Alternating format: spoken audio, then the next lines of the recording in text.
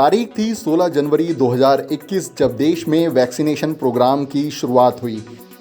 सबसे पहले drug controller general of India ने कोविशील्ड और फिर कोवैक्सीन को इमरजेंसी इस्तेमाल की मंजूरी दी थी, जिसके बाद कोरोना के राष्ट्रीय टीकाकरण कार्यक्रम की शुरुआत हुई।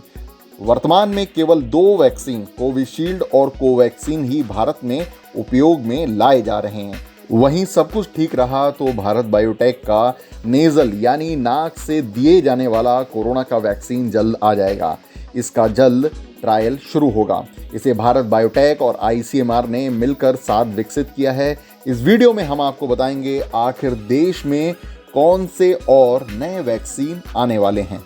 भारत सरकार का लक्ष्य है कि अगस्त 2021 तक 30 करोड़ भारतीयों को वैक्सीन लगाई जाए। पहले चरण में हेल्थ केयर वर्कर्स और फ्रंट लाइन वर्कर्स को वैक्सीन दिया जा रहा है।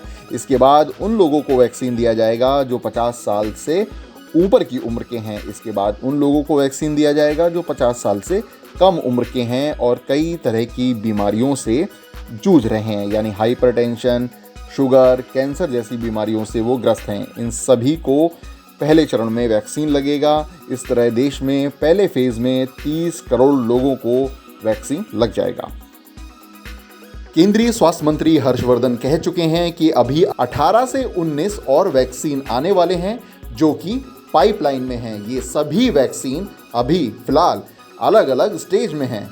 अब आपको बताते हैं कोवैक्सीन और कोविशील्ड के अलावा उन वैक्सीन के बारे में जो देश में आने वाले हैं। Zydus Cadila, Sputnik V, biological E और जिनोवा के ऐसे वैक्सीन होंगे जो आने वाले समय में भारत में उपयोग में लाए जाएंगे।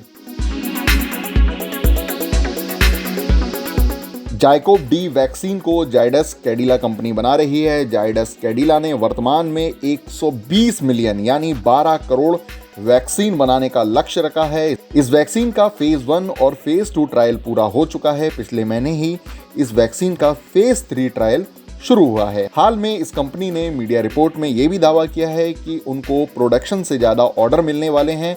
ये वैक्सीन 3 शॉट वाला होगा, जिसमें पहला शॉट लेने के बाद दूसरा और तीसरा शॉट 28 और 56वें दिन पर लेना होगा।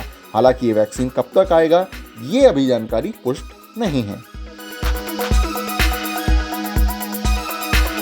रूस के पहले रजिस्टर्ड वैक्सीन के साथ भारत में डॉक्टर रेड्डी लैब ने पार्टनरशिप की है। हाल में ये वैक्सीन 91.6% तक कारगर पाया गया था। रशियन डायरेक्ट इन्वेस्टमेंट फंड ने डॉक्टर रेड्डी लैब के साथ पार्टनरशिप की है।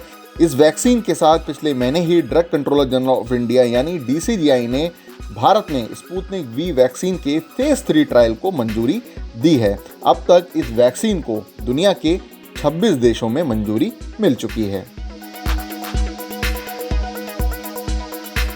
हैदराबाद में मौजूद बायोलॉजिकल ई फार्मा कंपनी के वैक्सीन का फेज 1 क्लिनिकल ट्रायल दिसंबर में शुरू हुआ था। वहीं इस वैक्सीन का फेज 2 ट्रायल मार्च में शुरू हो सकता है। वहीं biological E Johnson and Johnson company के साथ मिलकर 60 करोड़ वैक्सीन बनाने की तैयारी में है। हालांकि वैक्सीन के अभी भी ट्रायल चल रहे हैं। ऐसे में इसके डेटा के नतीजे अप्रैल के बाद आ सकते हैं। जिनोवा कंपनी का आरएनए बेस्ड कोविड-19 वैक्सीन अभी अपने फेज 1 में है। वहीं इस वैक्सीन का फेज 2 क्लिनिकल ट्रायल मार्च में शुरू होगा। इसके बाद ही इस बात की पुष्टि हो पाएगी कि जिनोवा का आरएनए बेस्ड कोविड-19 वैक्सीन कब तक भारत में आ सकता है। वहीं अपडेट अब ये भी है कि बच्चों के लिए भी कोरोना वायरस वैक्सीन की तैयारी हो गई है। ऑक्सफोर्ड यूनिवर्सिटी और एस्ट्राजेनेका 6 से 17 सालों के बच्चों पर कोरोना वैक्सीन का ट्रायल करेगा। तो ये अभी हमने आपको बताया उन वैक्सीनों के बारे में जो देर सवेर भारत में आ जाएंगे। वर्तमान में केवल कोवैक्सीन और कोविशील्ड वैक्सीन ही भारत में उपयोग में लाए जा रहे हैं।